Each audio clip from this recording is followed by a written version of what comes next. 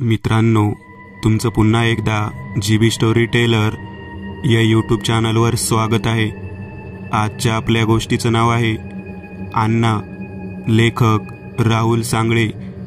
पण गोष्ट सुरू करण्याआधी जर कोणी या चॅनलवर पहिल्यांदाच आलेले असाल तर त्यांनी ह्या चॅनलला सबस्क्राईब करायला विसरू नका। चला तर मग अजिबात वेळ न घालवता गोष्टीला सुरुवात करूया।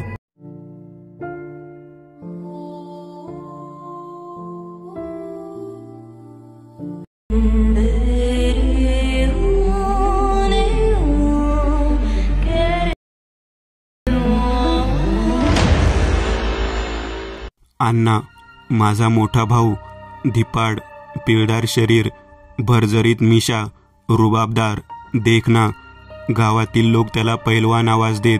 अण्णा रोज पहाटे उठून डोंगरावर कसरतीला जात, त्यानंतर गावातल्या विहिरीवर पोहायला जात असे।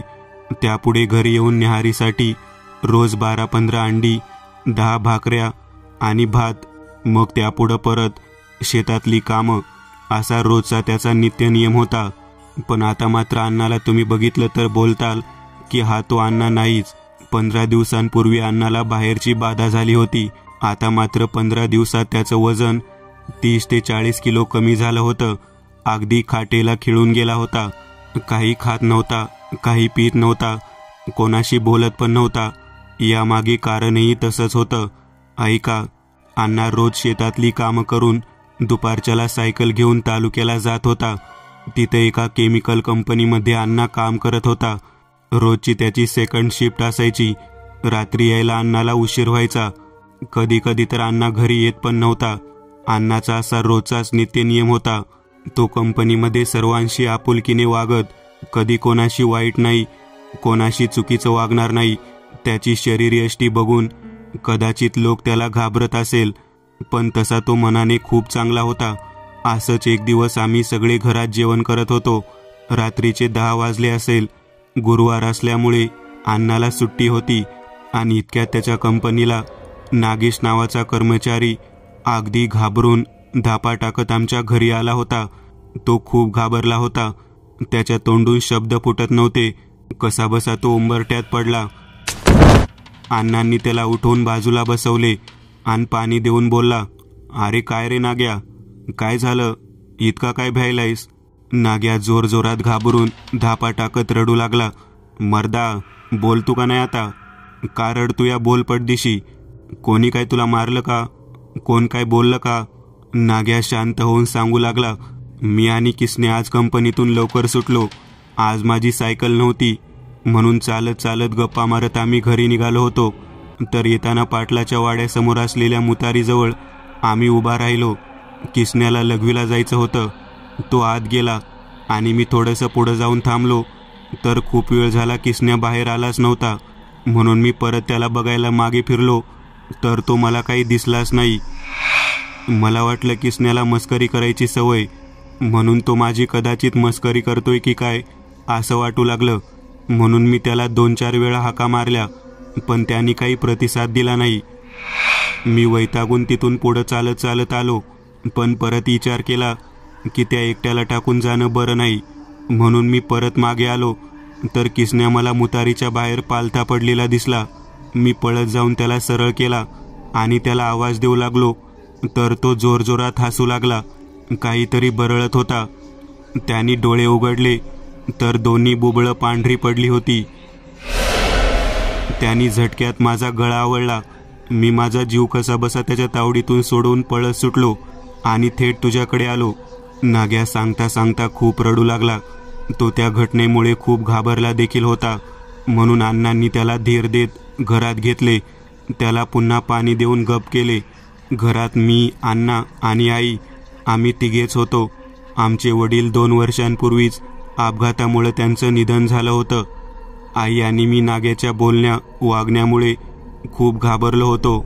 नाग्या गप झाल्यावर अण्णा त्याला विचारू लागला, "नाग्या लेका, किसन्याला एकट्याला टाकून पळाला सोयले का?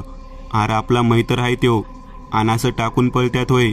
म्हणून मी त्याला आणायला परत गेलो होतो, पर तो कसं बसच करत होता। माझी हिंमतच व्हायना त्याला परत हात लावायची। पर अण्णा, चल बिगी बिगी, आपण त्याला घेऊन येऊ. जरा गावची पोरं उठीव. अरे आता बाकीची पोरं कशाला अजून? नाही तो डोक्याला ताप.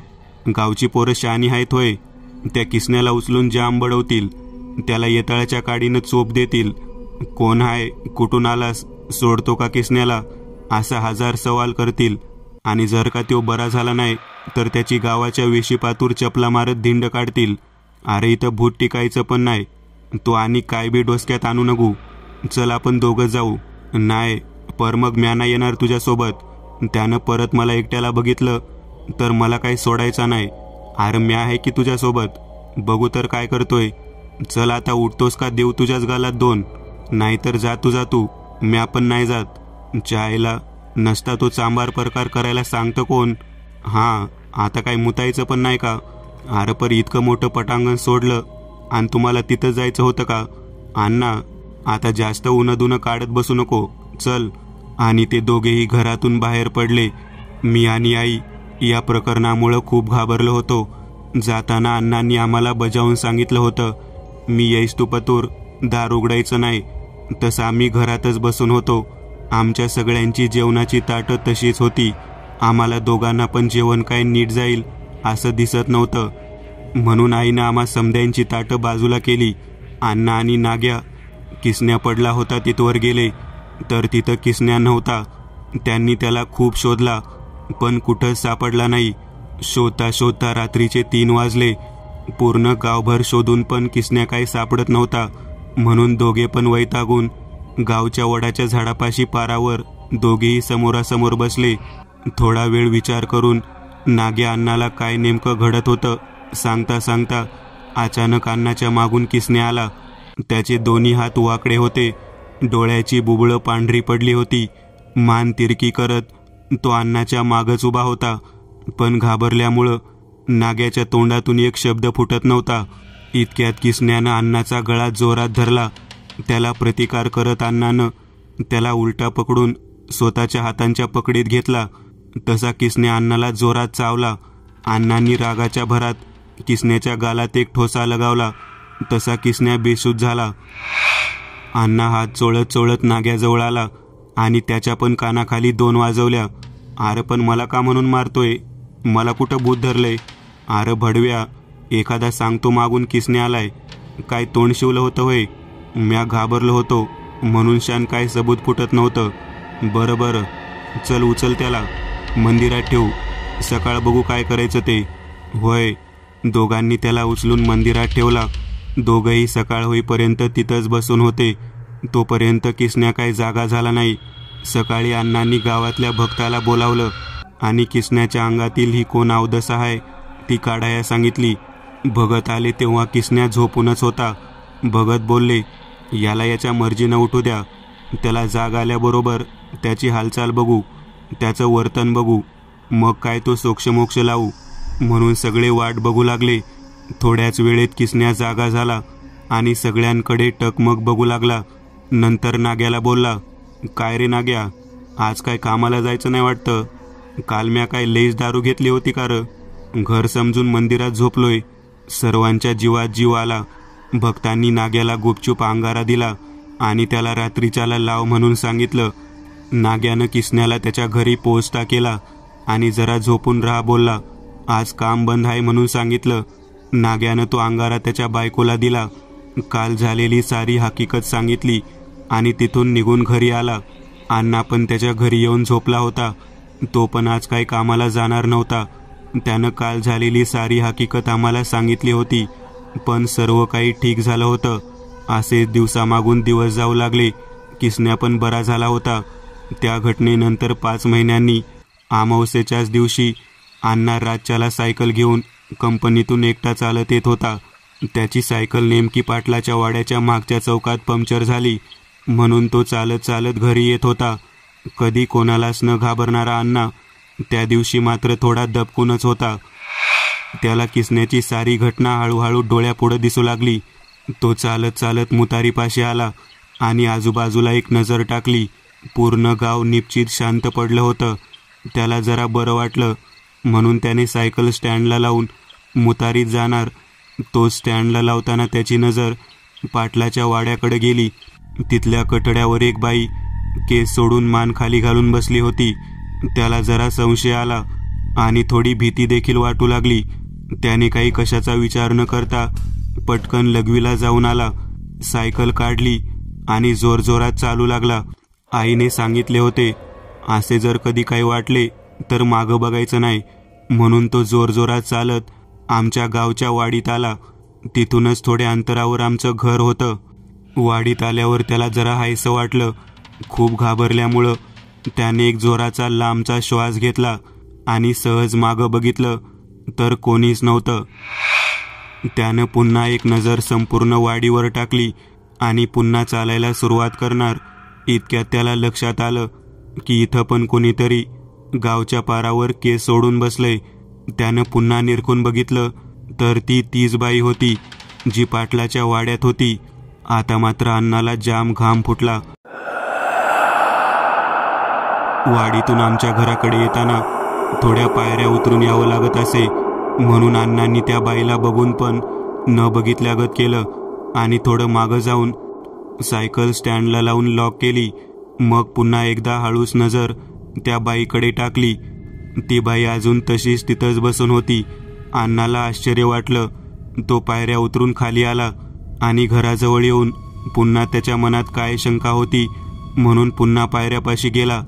तिथून त्याने फक्त 3 पायऱ्या वर चढून त्या बाईला पाहिलं तर ती बाई ताडकन उठून उभी राहिली आणि जोरजोरात वाकडी तिकडी अण्णाकडे धावत सुटली. तसा अण्णा घाबरला आणि घराकडे धावला. धावता धावता अण्णा मागे वळून बघत होता तर ती बाई हात दाखवत अण्णाच्या फक्त 5 ते 6 फूट लांब होती. अण्णा घराजवळ येताच दारावर जोरजोरात हात पाय आपटू लागला आणि तसाच तिथंच बेशुद्ध झाला. आम्ही जेव्हा दार उघडलं तेव्हा अण्णाचे हात पाय वाकडे होते, डोळे पांढरे आणि तोंडातून फेस येत होता. खूप दवाखाने झाले. बाबा, हकीम, दर्गा, चर्च, मंदिर, मस्जिद सगळीकडे अण्णाला दाखवले, पण काही फरक नव्हता. आता नुसतं आम्ही त्याला जिवंत आहे म्हणून सांभाळ करतोय, पण मुडद्यात आणि अन्नात काय बी फरक नाही. समधी म्हणतात किसने अण्णाला चावल्यापासून अण्णा थोड्या येड्यागत करायचा, पण आमचा कोणावरच विश्वास बसला नाही. एक ना एक दिवस अण्णा नक्की बरा होईल, आमची खात्री. असे भरपूर महिने गेले असतील. एक दिवस आम्ही घरात झोपलेलो असताना रात्रीच्या 2 वाजता अचानक अण्णाच्या कानात कोणीतरी जोरजोरात किंचाळण्याचा त्याला आवाज येऊ लागला. तो कानाला धरून वेड्यासारखा करू लागला, भिंतीवर डोकं आपटू लागला, ओरडू लागला. कोणीतरी त्याला घेऊन जाण्यासाठी आला असावं. त्याच्या तोंडून सतत मी आले आहे चल, मी आले आहे चल असा एकसारखा आवाज येत होता. मी आणि आई खूप घाबरलो. मी ताबडतोब आजूबाजूला लोकांना जागे केले. बघता बघता निम्मा गाव घरापुढे जमा झाला. किसन आणि हन्म्या देखील तिकडून आले. ते अण्णाचे खास मित्र होते. सर्वजण अण्णाची ही अवस्था पाहून घाबरू लागला. अण्णाला नेमकं झालं तरी काय? इतक्यात मंदिरातले पुजारी बळवंत काका ते समोर आले. त्यांनी मंदिरातला अंगारा अण्णाला लावण्यासाठी हात पुढे केला. तितक्यात अण्णाने त्यांचा हात पकडला आणि त्यांच्याकडे बघून जोरात हसू लागला. त्याच्या हसण्यात एका बाईचा स्पष्ट आवाज येत होता. सगळं गाव शांत निश्चित बघत उभं होतं. प्रत्येक जण एका घाबरलेल्या नजरेने अण्णाकडे बघत उभा होता. बघता बघता अण्णाने बळवंत काकाला जोरात धक्का दिला आणि मोठ्याने किंचाळत स्मशानभूमीकडे पळू लागला. सगळं गाव त्याला पकडण्यासाठी त्याच्या मागे धावू लागला. उन्हाळ्याचे दिवस होते. त्यात गावात लाईट गेलेली असता गावात सर्वत्र अंधार पसरला होता. अण्णा कोणाला दिसेनासा झाला. सगळे अण्णाला शोधू लागले. तो कुठेच दिसत नव्हता. सर्वजण स्मशानभूमीकडे जाण्यासाठी निघाले. स्मशानभूमी गावच्या वेशीबाहेर होती. स्मशानभूमीकडे जाण्यासाठी एका लहान ओढ्यातून पलीकडे जावं लागत असे.